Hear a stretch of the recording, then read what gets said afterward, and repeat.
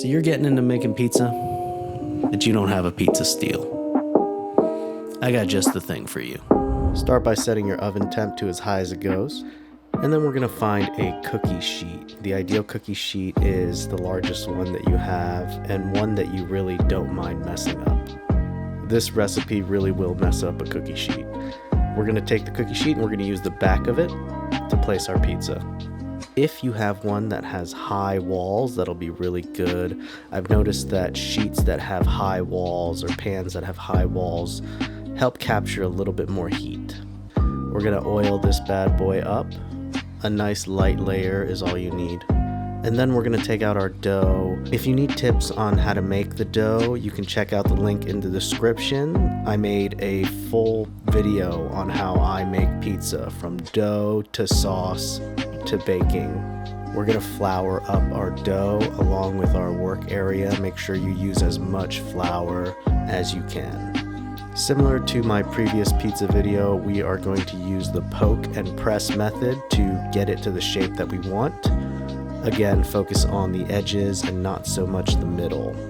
We're going to aim for an oval shape that's similar to our pan size. Once we have that, we're going to give it a little stretch and we're going to transfer that over to our baking sheet. And then it's going to take some finessing to fit it to the sheet.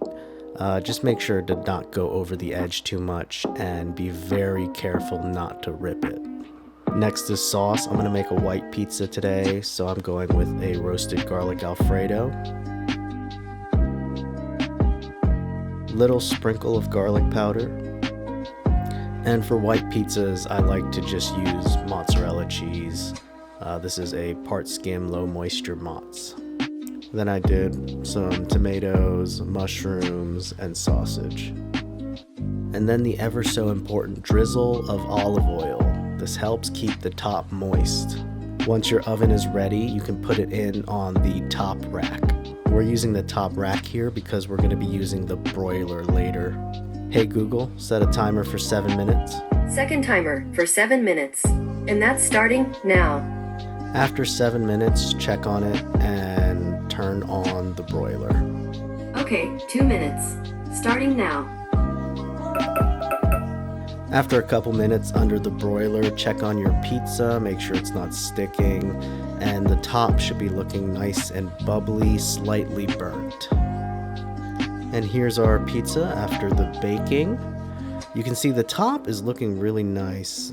There's a bit of color, a bit of burnt spots, but the bottom is lacking any color at all because we're using a thin baking sheet that can't hold a lot of heat. So here's my solution to this. We're just gonna cook the pizza on the stove for a little bit. Turn on 2 burners and place your pizza right on top. While the pizza cooks, you're gonna move it around with a pair of tongs. This ensures that you get a more even, burnt crust on the bottom. It's gonna happen quick. Eventually you're gonna notice a little bit of smoke, and once you pick it up, there'll be color on the bottom. Burn it to your liking, and after you're done, I just cut it right there on the baking sheet. And there you have it, a pretty good pizza. You'll still get a pretty good crust with this method. Good crust is a huge thing for me with pizza. This is the method that I used before I had a pizza steel, and I did this for quite some time while I was learning how to make pizza. I've made a lot of pizzas this way, and it works. And there you have it.